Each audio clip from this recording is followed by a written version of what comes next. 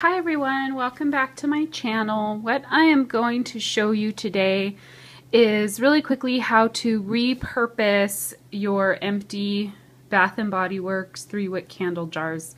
This is something that, I was throwing these away for a while and then realized that I could use these. And I found an idea on Facebook that someone else was doing, so I can't take credit for all of this. I actually looked on YouTube and found videos on how to clean out the 3-wick candle jars, and then I found an idea that someone posted on Facebook page on how to use them. So first I'm going to show you, talk to you quickly about emptying them and cleaning them. So this is one that I finished. What you'll see here, this is the leftover wax. With this particular candle, it stopped burning well at about this point here. You can kind of see the wax, and then it kind of stopped burning very well around here. So what I did is I threw it in the freezer for probably about a day. I mean, you don't really need to have it in there for that long. I had it overnight, I think like at least a few hours, and what you'll find is the wax will crack, and it'll be very easy to use a butter knife and then just go around the edges on the inside, and the wax will come right out. It's very easy as long as you leave it in the freezer for a while. And then before you work with the jar, you want to let it come back to room temperature so that you don't crack it if it's really cold and you happen to put anything warm against it. So you don't want to have it take it, I don't know, it's glass, so maybe it'd be okay, but whenever I have anything in the freezer, I always then let it come back to room temperature before I do anything else with it. Anyhow, so that's what this looks like. You can probably tell there's a little bit of glue right down in there. So now I'm going to show you how I clean it. And then there's a little bit of soot right here. These labels come off super easy. I will show you. So you can pull this off. Just like that. So that I pull off. Now if I'm going to put this leftover wax in a bag so I can melt it, I will put this label on a bag. I am keeping this wax, but I actually don't have any bags that are safe for putting wax in, so I've just been keeping this on a shelf, on a container sitting. I was actually keeping it in here, but I'm going to just stick it in a little dish or something and stick it up on my counter and try and use it in the next couple days. But anyhow, so the sticker comes off. If you're going to put these in a bag, you can just stick that right on the bag so you have the scent. I'm just going to throw it away because I don't need it anymore. Then now this is my own idea.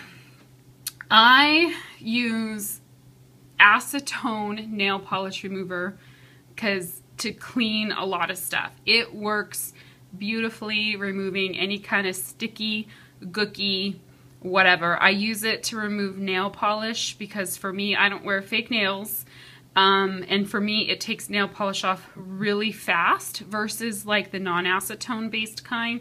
For me, it takes forever and it bugs me and it doesn't always get your nails clean very fast. This works super fast. So this is from Target. I think you pay $1 for this bottle. So this is what I do. And I just get one of these little cotton rounds, and it does come out fast, so you want to be careful. That's why I'm working on this this mat right here so that doesn't get on my table. And then this, look at how quickly that takes off the soot.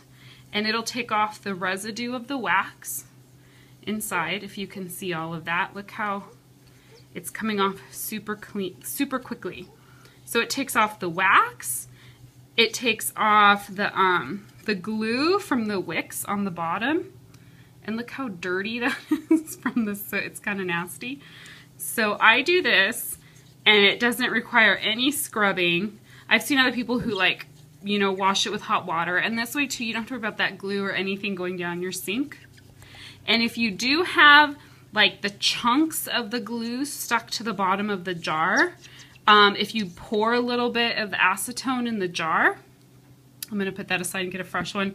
If you pour a little bit in the bottom of the jar and swish it around a bit, it'll kind of loosen it up and it'll come out pretty easily. And because this is straight acetone, it evaporates super fast. So if you get a lot, it does evaporate really fast. So I go around like this, and I think it's pretty clean now. Can you see that? Very, very clean. That gets off everything. And then what I will do, because acetone is flammable, Even though it evaporates really quickly, it is extremely flammable. So see right here, there's a warning. Extremely flammable. Get that to focus. Oh, it's not focusing. There we go. I wash this in soapy water, warm soapy water. You can also take this label off. I actually usually don't.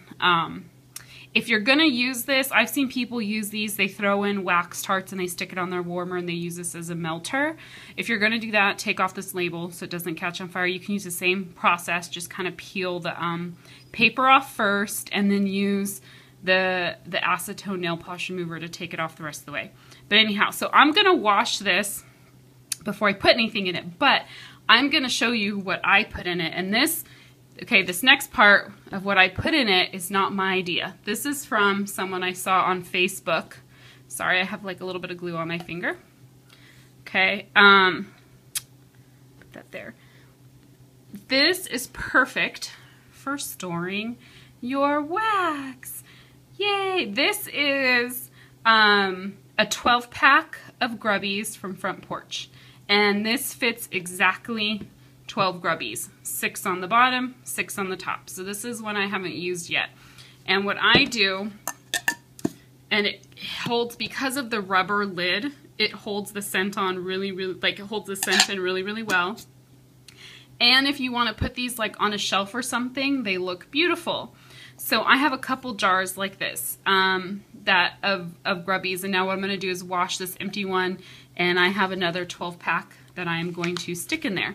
But what I do is then I just peel the little label off right here. It actually comes off somewhat easily. It does get a little bit of the brown paper bag, but it sticks on there just enough that it'll peel off when you're done with this candle. You can pull it off. It comes off really easily. If you have any issues, you can also use the acetone again to remove any sticky residue. And then I use a sticker, and I actually put the day I receive my wax and then when it's ready, if you don't have the pour date. This way, because then I don't have to, every time I look at my wax, I don't have to calculate in my head, oh, when is a week? So that's kind of what I do for some of them. Sometimes I just put the date I receive them, and then I don't worry about it because you can tell generally if it's a week or two after. But anyhow, this is a great way to store your grubbies or any other wax that you get from a vendor, because there's you know, lots of the scallop tarts and everything. Just so far I found that the 12-pack of grubbies fits perfectly in here. And so I have a few of these, and I think they look pretty as well. And they're really, they're great for holding the scent in. And what caused me to do this the first time is because these bags, they're great, but this plastic film here is so thin. One of the bags when I got it was ripped already. So I like to be able to put them in something else, and because I don't have any of the safe plastic bags, a glass jar was perfect. So I just wanted to share that idea with you guys. I just think it's a great way, you know, to store wax and to repurpose those 3-wick candle jars, because I know lots of us burn those Bath & Body Works 3-wick candles, and those are great jars to reuse. So I hope you like this idea. If you have any comments, please post below, and don't forget to subscribe and like my videos. Thank you. Bye-bye.